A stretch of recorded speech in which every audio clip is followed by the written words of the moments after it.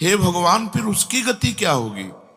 आपने तो स्पष्ट कह दिया कि जिसका मन वश में नहीं, जिसकी इंद्रियां वश में नहीं, उसके लिए योग प्राप्त होना कठिन, अर्थात भगवत प्राप्ति होना कठिन है। जो तत्परता पूर्वक संयमित होकर अपने मन को वश में कर ले, वो सुख पूर्वक भगवत प्राप्ति कर सकता है।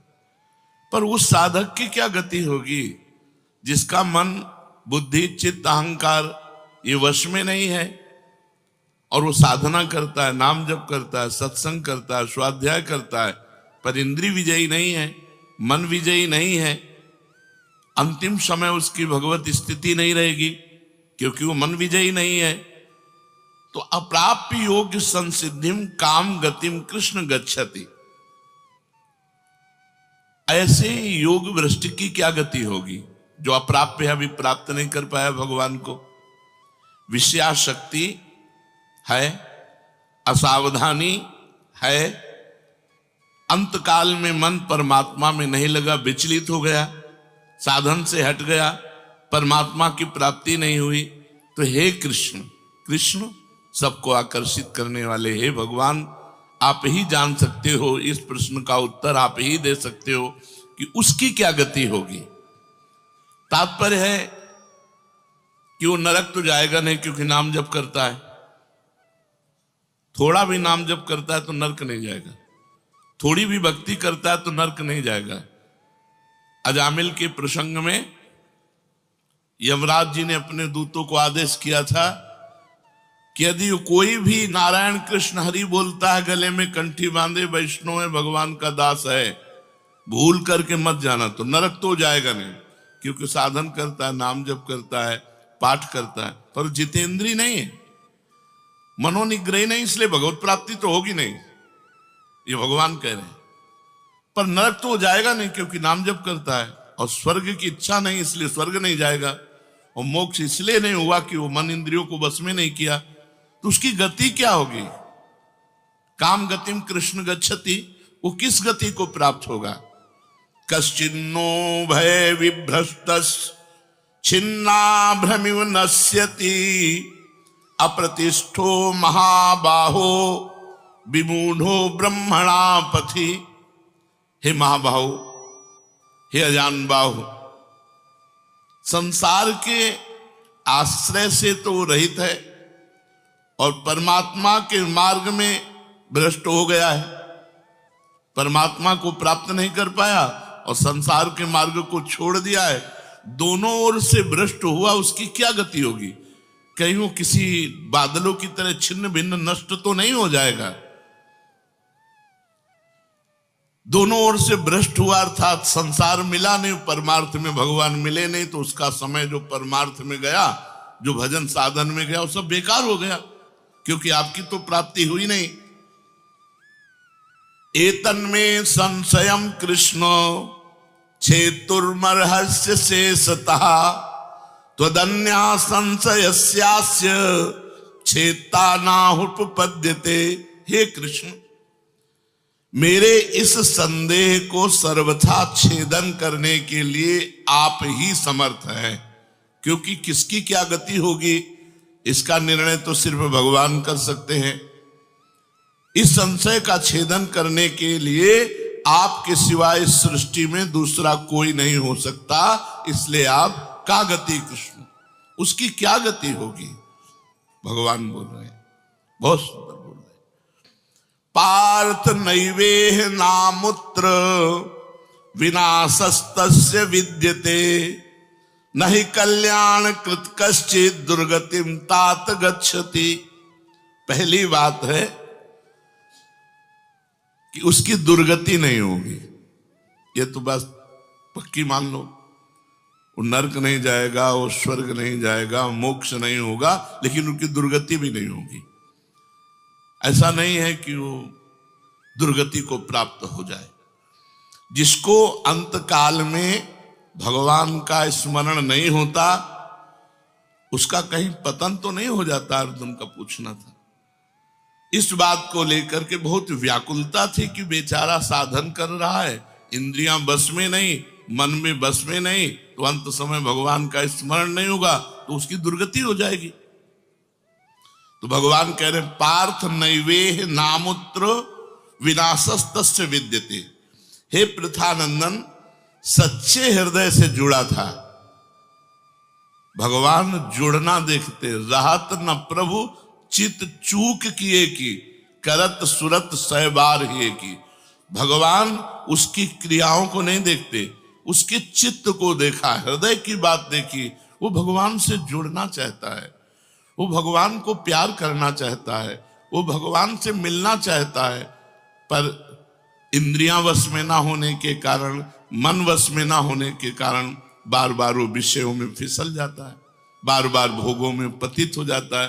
तो भगवान उसका पतित होना नहीं देखते, भगवान उसका चित्त से जुड़ना देखते हैं। रहत न प्रभु चित्त चूक किए की, करत सुरत सहबार हिए की। हृदय की बात देखते, सच्चे हृदय से भगवान में जुड़ना चाहता था। अब उसका पतन नहीं हो सकता, मरने के बाद भी पतन नहीं हो सकता। जितनी उसकी स्थिति भजन में बन गई है, उसके नीचे वो गिर ही नहीं सकता। बहुत बढ़िया बात है। हमारा अगर 100 नाम जप हो गया है तो 101 से चलेगा अगले जन्म में, 99 से नहीं चलेगा। जिसकी जितनी भजन में स्थिति हो गई है, उससे वो नीचे वो नहीं गिर सकता। देखो, पहली बात तो दुर्गति हो नहीं सकती, नरक जाना नहीं है, स्वर्ग जाना नहीं है, दुर्गति होनी नहीं है। आगे भगवान बताएंगे उसकी गति क्या होगी। उसकी साधना जितनी है वो कभी नष्ट नहीं हो सकती।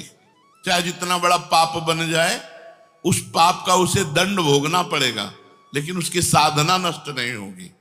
ये इस मार्ग का बहुत बड़ा सपोर्ट है कि मानो हम दिन भर भजन किया, हमसे शाम के गलती हो गई तो बोले दिन भर का भजन नष्ट हो गया। नहीं, आपका भजन दिन भर का वो है, और जो आपकी गलती हुई वो अलग है। गलती का आपको प्रायश्चित या दंड भोगना पड़ेगा, और भजन आपका सुरक्षित है। वो नीचे नहीं गिरेगा, उसकी साधन सामग्री नष्ट नहीं होगी। ये बहुत हृदय को शीतलता पहुंच। हमने जो नाम जप किया वो हमारा सुरक्षित है, नाम जप वो कभी नष्ट नहीं होगा। उसका पारमार्थिक उद्देश्य भी नहीं बदलेगा। उसने उद्देश्य बनाया भगवत प्राप्ति, वो उद्देश्य भी उसका नहीं बदलेगा। हाँ, कितने जन्म लगेंगे ये उसका प्रयास होगा, प्रयत्न होगा। वो जन्मता मरता रह सकता है, ना भजन उसका नष्ट होगा, कम होगा, ना उद्देश्य उसका बदलेगा। वो लगेगा भजन। भक्ति बीज पलटे नहीं, जो जुग जाए अनंत, ऊंच नीच कुल उपजय होए संत को संत। वो कभी ऐसा नहीं हो सकता कि इतना भजनानंदी अब भ्रष्ट हो गया तो वो पतित हो गया, नीच और दुर्गति, अरे सब बेकार, कुछ नहीं। जो गलती हुई उसका दंड मिलेगा, और जहां से वो भजन कर रहा है वहीं से उसकी भजन की स्थिति आगे बढ़ेगी। जैसे उदाहरण में राजर्षि भरत का उदाहरण दिया था कि हिरन पे वृत्ति गई तो हिरन बने, लेकिन गंडकी नदी में खड़े होके हिरन बन करके भी इतना भजन किया कि अगला जन्म जड़ भरत जी के रूप में ब्रह्मबोध संपन्न महापुरुष के रूप में हुआ। तो भगवान कहते हैं नहीं कल्याण कृत कश्चित दुर्गतिम तात गच्छति। अर्जुन, हे तात, बहुत प्यार भरा संबंध है, उसकी दुर्गति नहीं हो सकती। जो मेरा थोड़ा भी भजन किया है उसकी दुर्गति नहीं हो सकती। साधक के लिए बहुत ही पॉइंट के आश्वासन की बात कह रहे कि थोड़ा भी भजन किया तो उसकी दुर्गति नहीं हो सकती, और अगले जन्म में परमात्मा प्राप्ति की लालसा इतनी प्रबल होगी कि वो इंद्रियों मन को वश में कर लेगा। इस जन्म में जो चूक हुई वो अगले जन्म में सुधार लेगा। उसकी दुर्गति नहीं होने का तात्पर्य है कि जो मनुष्य कल्याणकारी कार्य में लगा हुआ है, जिसके लिए मनुष्य शरीर मिला है, वो कार्य कर रहा है, भजन कर रहा है, सत्संग कर रहा है, स्वाध्याय कर रहा है, ठाकुर सेवा कर रहा है, वो अपने असली कार्य में लगा हुआ है, पर उसका मन चलायमान है, उसकी इंद्रियां चलायमान, तो उसकी दुर्गति नहीं होगी। कारण कि उसका ध्येय चिन्मय तत्व भगवान में है, इसलिए उसका पतन नहीं हो सकता। मैं उसकी रक्षा करता हूं, तो उसकी दुर्गति कैसे हो सकती है? क्योंकि उसने थोड़ा भी सही मेरा भजन किया है। मेरी दृष्टि सर्वभूत हिते रता है, सब पर मोरी बराबर दाया, सब मम प्रिय सब मम उपजाए। मैं सबको प्यार करता हूं। फिर जो मनुष्य मेरी तरफ चल पड़ा, अपना किसी तरह से कल्याण परम हित मानकर मेरी तरफ चल पड़ा, तो मैं उसे सबसे ज्यादा प्यार करता हूं। फिर मैं जिसे प्यार करता हूं उसकी दुर्गति कैसे हो सकती है? प्यार तो सबको करता हूं, लेकिन जो अपना मान करके मेरी तरफ चल पड़ा, मेरा भजन करने लगा, उसकी दुर्गति कैसे हो सकती है? मेरा वो समझे न समझे, उससे वास्तविक संबंध तो है ही। ममई वांसो जीव लोके जीव भूता सनातना। वो भले भगवान से संबंध ठीक नहीं लगा पा रहा, लेकिन भगवान तो जान रहे मेरा संबंधी है, मेरा अंश है। ये संसार के साथ उसका वास्तविक संबंध नहीं है। उसने मेरे साथ इस वास्तविक संबंध को, असली लक्ष्य को उसने स्वीकार किया कि अब इस जन्म में भगवान को प्राप्त करना चाहता हूं, तो चाहे जितना बड़ा गलती पड़ गई हो, अपराध पड़ गया हो, उससे दुर्गति उसकी नहीं हो सकती। भगवान कह रहे उसका किया हुआ साधन नष्ट नहीं हो सकता। हां, वो देखने में मोहित सा लगेगा कि भ्रष्ट हो गया, अब तो कोई भजन साधन नहीं, अब तो भ्रष्ट सा हो गया है, साधन छूटा दिखाई देगा। परंतु ऐसी परिस्थिति में भी मैं उसका साथ नहीं छोड़ता।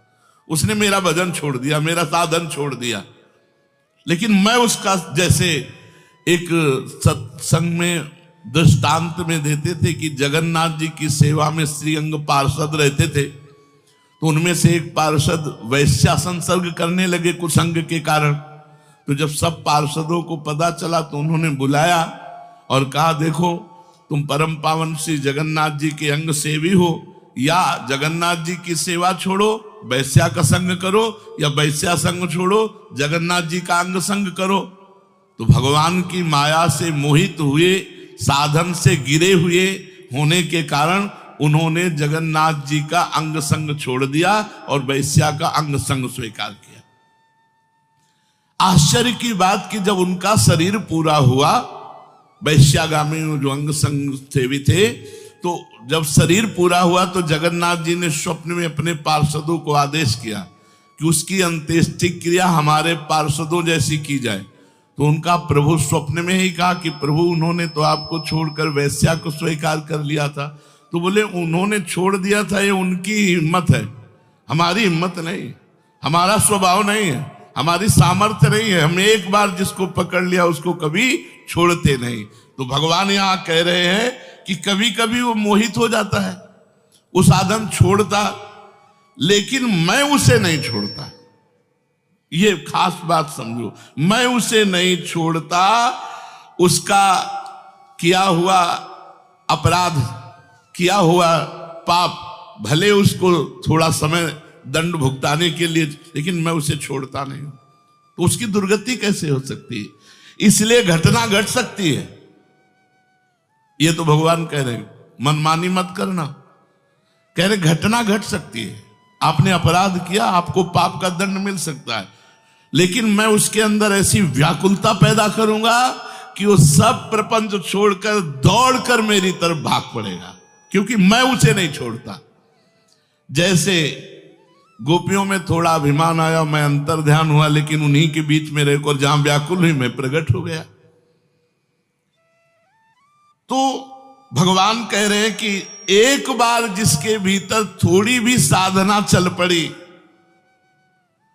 थोड़े भी संस्कार भक्ति के पड़ गए, नाम जप करना, वाणी पाठ करना, थोड़ा भी भगवत्कार, कर्म चैव तदर्थीयम सदित्येवाभिधीयते, तो उसका कभी पतन नहीं हो सकता जो संस्कार पड़ गया भक्ति का, क्योंकि सत वस्तु का कभी अभाव नहीं होता। तो फिर प्रभु गति क्या होती है उसकी? तो भगवान कह रहे प्राप्य पुण्य कृताम लोका नुषित्वा शाश्वती समाह शुचीनाम श्रीमताम गेहे योग भ्रष्टो भी जायते। आहा, प्राप्य पुण्य कृताम लोकान, उसने गंगा स्नान किया है, उसने नाम जप किया है, उसने वाणी पाठ किया है, उसने ठाकुर सेवा की, तो कोई साधारण है? बहुत बड़ा धनी है। भले लोक भ्रष्ट हो गया है, भले इंद्रियां उसके कब्जे में नहीं, भले मन उसके कब्जे में नहीं, लेकिन साधारण जीव नहीं है। वो भगवान का जन है। उसने नाम जप किया है, वाणी पाठ किया है, ठाकुर सेवा की, धामवास किया, तीर्थ अवगान किया। प्राप्य पुण्य कृताम लोकान। जो बड़े बड़े याज्ञिकों को, कि बोले इतने यज्ञ किए, अश्वमेध यज्ञ की, जो बड़े बड़े याज्ञिकों को जो सांगोपांग करते हैं, उन लोगों को स्वर्ग आदि लोकों पर अधिकार होता है। इसलिए वो पुण्य कर्म कहते हैं तो पुण्य लोक उनको प्राप्त होते हैं। पाप कर्म करने वालों को नरक भेजा जाता है। परंतु साधक पुण्य कर्म थोड़े किए, भजन किए, तो जैसे किसी रास्ते में चल के उसकी वीआईपी व्यवस्था की जाए, ऐसी व्यवस्था उसकी होती है स्वर्ग में। जितने दिन उसको अगला जन्म नहीं मिलेगा, उतने दिन भारी व्यवस्था स्वर्ग में उसकी होगी। पुण्यवताम लोके, जो बड़े बड़े पुण्य आत्मा पुरुष प्राप्त करते हैं, इतनी अमुक यज्ञ की, अश्वमेध यज्ञ की सांगोपांग, उनको उसकी वीआईपी व्यवस्था होगी। प्राप्य पुण्य कृताम लोका नुषित्वा शाश्वती समाहा। उसको शुभ कर्म का परिश्रम, बड़े बड़े परिश्रम करके जो स्वर्ग आदि के भोग प्राप्त करते हैं, उसे न प्रार्थना करनी पड़ी है, न शुभ कर्म करना पड़ा है, न यज्ञ आदि कर्मों का सांगोपांग अनुष्ठान करना पड़ा है। उसकी ना स्वर्ग की चाह है, तो उसकी व्यवस्था होगी। शरीर छूटते ही दिव्य लोक में जाकर के दिव्य भोगों की व्यवस्था, क्योंकि मन चंचल था ना, इंद्रियां चंचल थी ना, मृत्यु लोक के भोगों में ले भोग, स्वर्ग के भोग, सुंदर सुंदर जितने भोग हैं उन सब की बाहुल्यता। वहां भोगों की जो वासना बनी थी उसके अनुसार भोग। मान लो स्त्री की तो एक से एक अप्सरा, दुनिया का सब वैभव स्वर्ग में विराजमान है, त्रिभुवन में। खूब भोगने के लिए सब एकत्रित कर दिया, क्योंकि भजनानंदी कोई साधारण थोड़ी है, उसकी वीआईपी व्यवस्था हुई। अब अंत समय से साधन में विचलित मना हो जाने के कारण जो बड़े बड़े परिश्रमों से, पुण्यों से प्राप्त होता है, वो ऐसे स्वाभाविक रूप से रास्ते में प्राप्त हो रहा है। ये उसकी गति नहीं है, ये अयाचिक वृत्ति से उसकी वीआईपी व्यवस्था है कि अब ले जा रहे हैं तो रास्ते में ऐसे थोड़ी कि कोड़ा मारते, पानी भी नहीं पिया रहे, धूप में ले जा, नहीं, सीधे उसको आनंद पूर्वक स्वर्ग आदि लोगों की दिव्य भोग वृत्तियां, जिन भोगों के लिए वो विचलित रहा है मनुष्य साधना करते समय, वो सारे भोग उसको वहां प्राप्त होंगे। वहां रहने पर इतना भोग दिलाया जाता है कि उसकी अरुचि हो जाती है स्वर्ग के भोगों से। तो मर्तलोक में आके दोबारा फंसेगा क्या?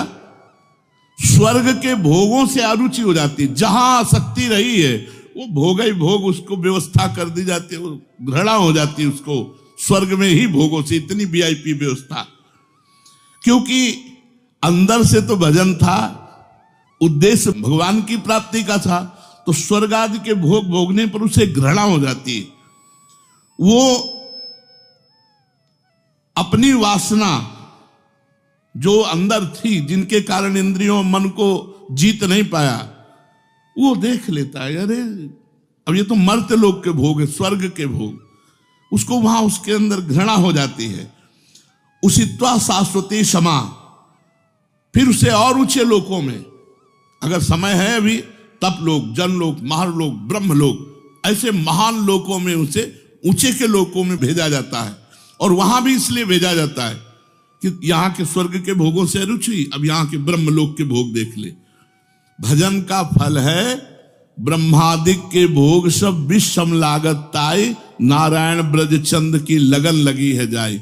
जब ठाकुर जी से मिलने की चाह लग जाती तो यहीं इसी शरीर में ब्रह्मादिक के भोगों से भी वैराग्य हो जाता है। भोग भोगने के उद्देश्य से नहीं, क्योंकि जो भोग भोगने के उद्देश्य से जाते हैं उनके पुण्य क्षीण होने पर फिर वो लौटकर मृत्यु लोक में आते हैं, इसलिए वो सीमित वर्षों तक स्वर्ग लोक आदि में रहते हैं। परंतु जिसका उद्देश्य भोग नहीं भजन था और योग भ्रष्ट हो गया है सूक्ष्म वासना के कारण, तो स्वर्ग आदि लोकों में जाएगा, उसका भजन नहीं छीण होगा। जैसे पुण्यात्मा स्वर्ग गया, भोग भोगा तो उसका पुण्य क्षीण होगा, लेकिन इसका नहीं, इसका तो स्टॉक है। ये तो भागवतिक व्यवस्था है उसकी, ये ब्याज की व्यवस्था है। मूल तो ऐसे ही साधन संपत्ति है। देख लो, कोई घाटे का सौदा नहीं, वीआईपी व्यवस्था होगी। मरने के भी बाद अगर चूक हो गई तो, और चूक ना हुई तो सीधे निकुंज चलना है। वैसे यहां चूक हो जाए तो भी निकुंज जाना है, क्योंकि वृंदावन धाम है ना। अगर यहां शरीर छूटेगा तो यहां स्वर्ग थोड़ी ले जाएंगे, देवताओं का प्रवेश है नहीं, यहां तो वृंदा सखी सहचरियों का है। वो बहुत वर्षों तक उसके भोग सुविधा की सीमा नहीं रहती, ऐसी व्यवस्था होती है। अच्छा, जो भोग भोगने के उद्देश्य से ऊंचे लोकों में जाते हैं उनको फिर पतित होना पड़ता है, लेकिन ये योग भ्रष्ट जब ऊंचे लोकों में जाता है तो पतित नहीं होता, उसकी साधन संपत्ति प्रकाशित रहती है ज्यों की त्यों, और उसका सद्भाव जागृत रहता है। सब मिथ्या है, भगवान मिथ्या करवाते करवाते ब्रह्मलोक तक के भोगों का मिथ्या।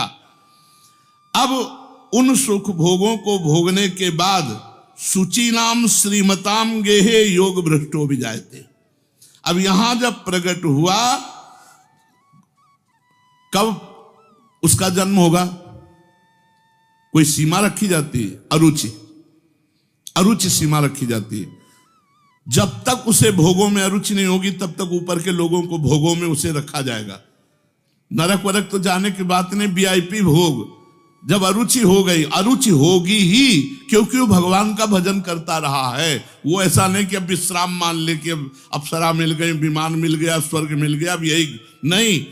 उसकी यात्रा नहीं रुकेगी, उसका भजन उसको कचुटेगा, उसके अंदर जलन पैदा होगी, अशांति हो जाएगी। ये सब भोग नहीं चाहिए, मुझे भगवान चाहिए, चलो ब्रह्मलोक। वहां भी ये नहीं चाहिए। तो अब शुचि नाम श्रीमताम गेहे योग भ्रष्टो भी जायते। अब योग भ्रष्ट जब मृत्यु लोक में लौटा तो जगत पूज्य घर में पैदा हुआ। जगत पूज्य घर में श्रीमान, सारा संसार जिसे झुके, ऐसे घरों में पैदा, उच्च कुल, भक्ति संपन्न। श्रीमान का मतलब होता है, एक लौकिक शब्द होता है वैभव संपन्न, लेकिन भागवतिक वैभव संपन्न महापुरुषों के घर में उसका जन्म होता है। और लौटने का कारण जो है, उस कारण को भगवान जानते हैं, उसकी बहुतायत कर देते हैं। स्वर्ग भोगा, ब्रह्मलोक के भोग भोगे, और यहां सारे भोग उसके दे दे, ये ले, अरे भगवान का दास है कोई और, ये ले। ऐसे घर में पैदा किया। अब उसकी जो साधन संपत्ति उसको खोल देते हैं, अभी तक बंद रखा, हानि नहीं हो सकती। अब जे ही जन्म हुआ, जैसे अपने लोग अब जे ही स्कूल जाते, स्कूल से पढ़ के आते, लगता है माँ नहीं टिकेगी, पिता नहीं टिकेंगे, सब मरेंगे, तो मेरा साथी कौन है, मेरे जीवन का लक्ष्य क्या है, क्या यही उद्देश्य है? बस बैठ जाते एकांत में। और संत जन आते थे, वो श्री राम जय राम जय जय राम, श्री राम जय, कीर्तन कराते थे तो वही याद था, श्री राम जय राम जय जय राम, श्री राम जय राम जय जय राम। बस नाम जप करना निश्चय हो गया। 13 वर्ष के उसको भागो। ये देखो, उत्तम कुल ब्राह्मण के घर में, और पूरे साधु महात्माओं का सानिध्य, और पिता पूरे स्वयं महात्मा नंगे पैर हल जोतते, बड़ी कठिन परिश्रम के द्वारा वो उदर पोषण करते। और संत महात्मा 8-8, 10-10 संत महात्मा दरवाजे पर। बच्चापन से ही क्या बन, अब मुझे संसार से भाग। किसी ने हमें सिखाया नहीं, भागो संसार से और भगवान की प्राप्ति करो। तो मनुष्य जन्म में जे ही जन्म लिया से साधन संपत्ति खोल दी गई। अब वो साधन में एकदम चिपक गया, क्योंकि पीछे जहां चूक हुई थी वो ऊपर से नीचे तक सब समुदाय भोगों का देख लिया। अब उसका अंतःकरण साधना से परिपूर्ण होने लगा। वो जो अंकित संस्कार भोगों के थे वो अरुचि पैदा हो गई। योग भ्रष्ट अज्ञात रूप से पुनः ऐसी साधना में लग गया जिसमें किंचन मात्र भी इंद्रिय और मन का मनोरंजन नहीं। पूर्ण इंद्रिय विजेता, पूर्ण मन को संयम में करके अब वो ऐसी योग भ्रष्ट जो पुरुष था, श्रीमानों के घर में जन्म लेकर के वो भोगों में फंसेगा नहीं, पुनः भजन में बड़ी तेजी से चल देगा। और ये उसका आखिरी जन्म होगा, तेजी से भजन करके वो भगवत प्राप्त हो जाएगा।